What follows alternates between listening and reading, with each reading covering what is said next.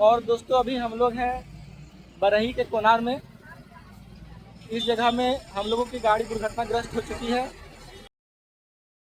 तो अब हम लोगों की भी चलने वाली है गाड़ी।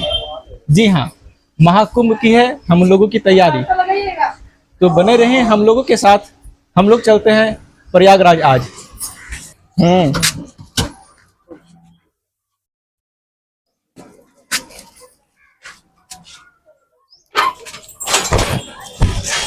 अब हम लोग घर से निकलने की तैयारी कर रहे हैं। क्योंकि धार्मिक कार्यों के लिए हम लोग जा रहे हैं, तो घर में सबका आशीर्वाद लेना अनिवार्य है। इसलिए हम लोग सब अपनों से बड़े का पैर छू रहे हैं। और वैसे भी हम लोग की संस्कृति में ऐसा है कि घर से अगर कहीं बाहर जाते हैं तो आशीर्वाद लेकर ही जाते हैं। अब ये निंजा आ गया है, बेचारा को भी बहुत जाने का मन था। आजा बेटा आजा। खोलो।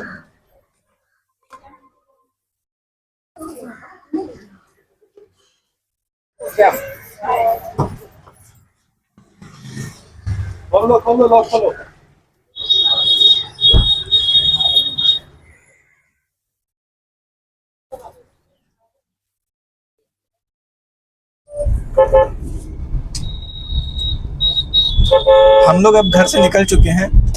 तो जैसे जैसे हम लोग पड़ाव पार करते रहेंगे, आप लोगों को अपडेट करते रहेंगे। ये है NH2 दिल्ली कोलकाता रोड। इसी पर थोड़ी दूर आगे चलने के बाद हम लोग दुर्घटना का शिकार हुए। ये है उस कंटेनर का डिस्क कैम का व्यू जिसने हमारी गाड़ी को पीछे से ठोक दिया। ये आप देख सकते हैं यहाँ पे बस। और ये एक्सीडेंट कोई छोटा नहीं था। हम लोग यहाँ के लोकल है, थाना पुलिस विधायक सब अपने अंडर आता है, लेकिन आप लोगों को भी दिक्कत ना हो। जो भी भरपाई है वो भरपाई करने से हमरा यहाँ तुरंत ठीक। हम लोग कहीं काम से जा रहे थे, उसका हो जाए तेरे कारण। अंकु मोदी तुम नाम बता दिया, तेरे कारण हो जाए मेरा काम हो जाएगा। बुला तो नया शिफ्ट निकालो दो, अभी हम लोग जाएंगे। जो तुम दो, निकाल के दो। इतना पावर है तेरा तो तुम दो भाई। तेरे पास बहुत ज्यादा पावर है, उसमें देखो भैया नाम तेरा थोड़ा सुन। वीडियो बना रहे फायदा नहीं है। हम देख लेंगे, हम पत्रकार आदमी, हम देख लेंगे क्या करना। हम पत्रकार आदमी है, पार्टी भी मेरा है, पार्टी भी मेरा, जो खर्चा है उसको खर्चा दो। नगर युवा अध्यक्ष है, दो अखबार चलाते हैं भाई। ठीक है, तुम ले लो। जो भरपाई वो देगा इधर से। जो गाड़ी से लगेगा वो वाला दे दो। आप पुलिस और थाना छोड़ो, आराम से बात। और दोस्तों अभी हम लोग हैं बरही के कोनार में। इस जगह में हम लोगों की गाड़ी दुर्घटनाग्रस्त हो चुकी है। एक टैंकर वाले ने, जिसका नंबर है HR55A R4118, उसने हम लोगों के पीछे से धक्का मार दिया है, जिस कारण से हम लोगों की गाड़ी कुछ इस तरह से क्षतिग्रस्त हो गई है। अब हम लोग यहाँ पर मामले को सुलझाने का प्रयास कर रहे हैं। हालांकि हम लोगों के जान माल का नुकसान नहीं हुआ है, फिर भी हम लोग चाह रहे हैं कि हम लोग कुंभ की ओर निकले और मामले को सुलझाने के ओर अग्रसर है। यहाँ पे हम लोगों ने कोई झगड़ा झंझट नहीं किया है और अभी पुलिस को भी नहीं बुलाया है। ऐसा हम लोग चाह रहे हैं कि ये मामला सुलझ जाए और हम लोग को इसकी आवश्यकता ना पड़े और हम लोग कुंभ का आनंद ले सके। हालांकि अब तो मन थोड़ा विचित्र सा हो गया है। इस स्थिति में थोड़ा सा अच्छा नहीं लगेगा, लेकिन जिस कार्य के लिए निकले थे उस कार्य को अगर हम लोग कर सके तो ये हम लोगों के लिए एक बहुत बड़ी उपलब्धि होगी।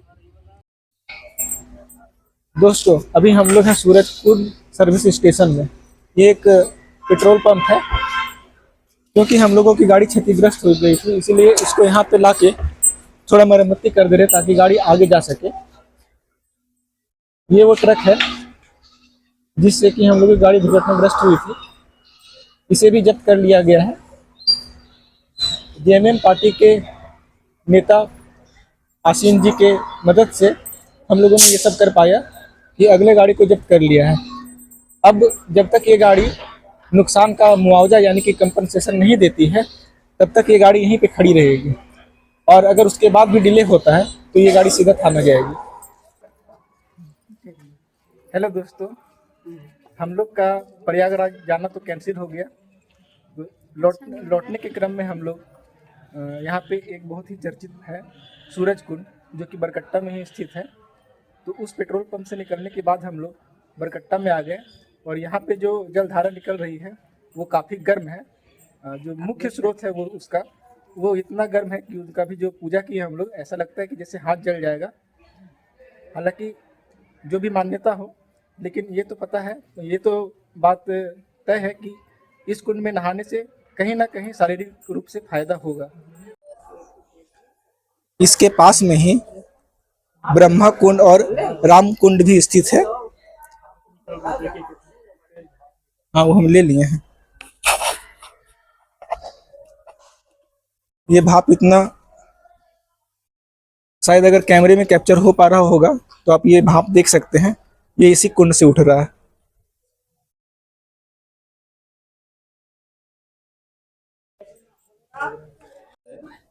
अच्छा,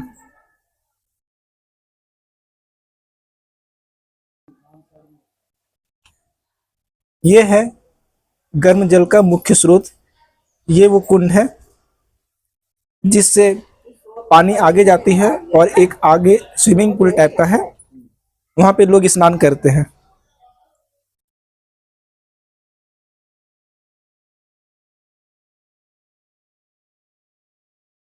यहीं पर सीता कुंड भी स्थित है।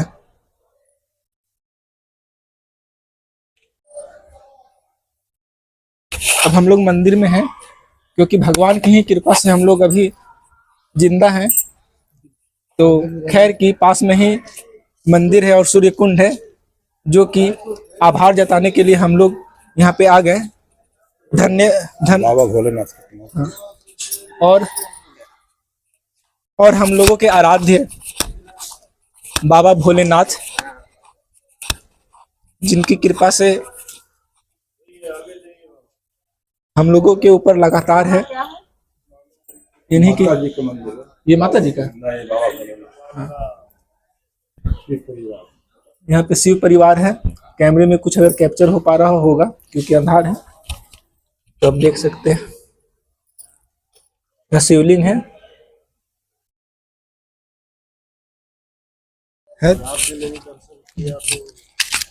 ये काफी विस्तृत मंदिर है। इसके प्रांगण काफी बड़े हैं और चारों तरफ यहाँ मंदिर है ना। यहाँ एक पंडित जी बता रहे हैं कि ये पूर्वज भी नहीं जानते कि ये कब से है, और यहाँ पे ये मंदिर की जो प्रतिमा है, प्राचीन मंदिर है, जिनके बारे में पूर्वज भी नहीं जानते हैं कि ये कब से यहाँ पे है। और ऐसा कहा जाता है कि ये प्रतिमा धरती से उत्पन्न हुई है। कौन भगवान का है मंदिर?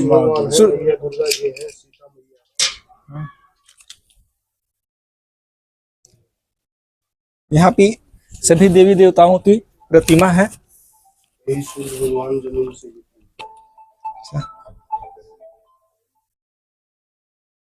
बाबा जी बता रहे हैं कि ये जो सूर्य भगवान की प्रतिमा है वो भूमि से उत्पन्न हुई है। सूर्य भगवान का दो पत्नी है, संध्या और छाया। दोनों देखो, इधर संध्या है, छाया है, वरुण जी है, ये साथ में। ये सूर्य भगवान जमीन से होना था, बुलवा लिए। तो अब हम लोग संक्षेप में बाबा से इस मंदिर की विशेषता पूछेंगे। और यहाँ पे जो विराजमान प्रतिमा है, ऐसा कहा जाता है कि ये भूमि से उत्पन्न हुई है, और कब उत्पन्न हुई है ऐसा ये पूर्वजों को भी नहीं पता है। तो बाबा से पूछते हैं कि बाबा को इनके बारे में कितना पता है। बोलिए बाबा, ये जो प्रतिमा है वो कब उत्पन्न हुई है? इनका कोई पता नहीं है।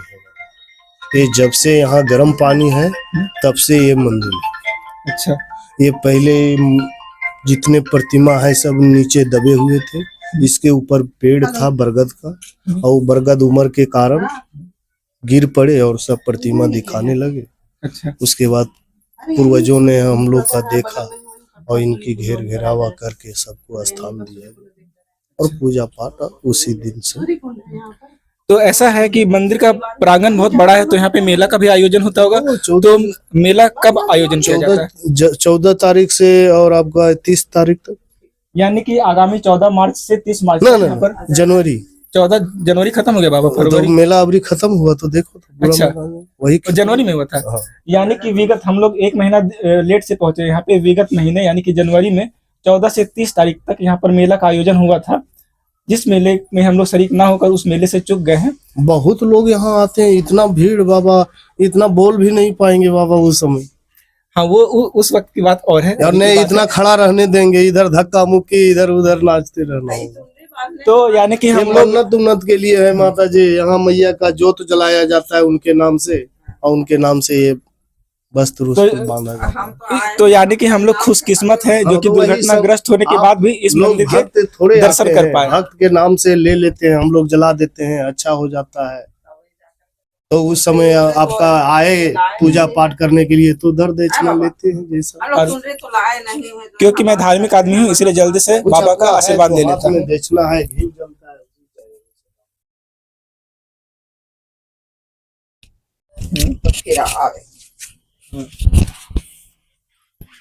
बाबा मैया जी के सामने बोल रहे हैं, मनोकामना पूरा होता है। हम क्या कहेंगे, हम तो जरूर कहेंगे माता जी होता है। हाँ, मैया अब जी आगे का देवी अब जाने। आप माता रानी यानी कि इस सब के लिए ना माता जी, माँ दुर्गा की प्रतिमा जोत जलता और है। इधर जोत नहीं था। सूर्य नारायण की प्रतिमा। 12 रविवार जो जला लेंगे, जैसे यहाँ का नियम में है कि जिनको ऐसा है तो कहीं आप यहाँ भी 12 रविवार को क्यों कर रहे हैं? इस मंदिर में छत नहीं है, इसका क्या कारण है आइए जानते हैं बाबा जी से।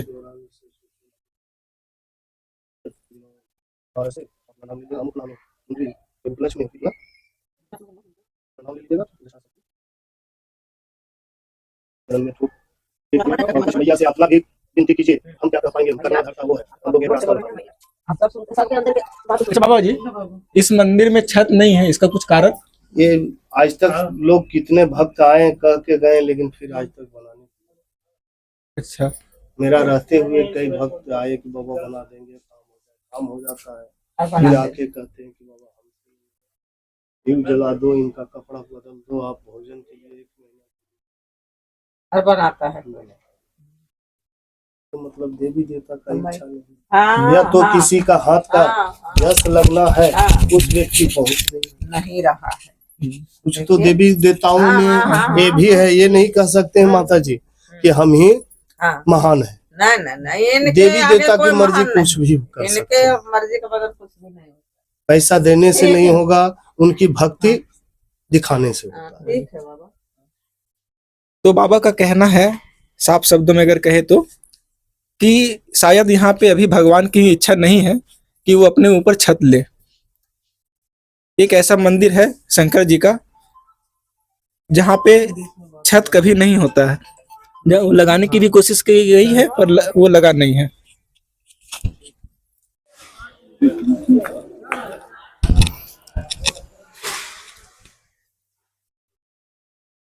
ये है वो कुंड जहाँ पे लोग स्नान करते हैं, और यहाँ भी पानी काफी गर्म है।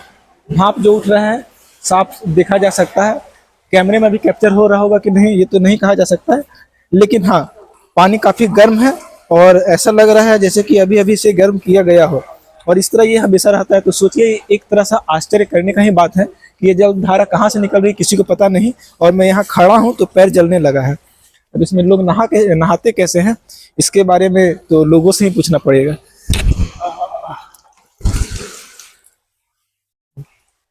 तो ये एक तरह का सौभाग्य ही है जो ऐसे जगहों पर घूमने का मौका मिल पाता है। धन्यवाद। चलिए,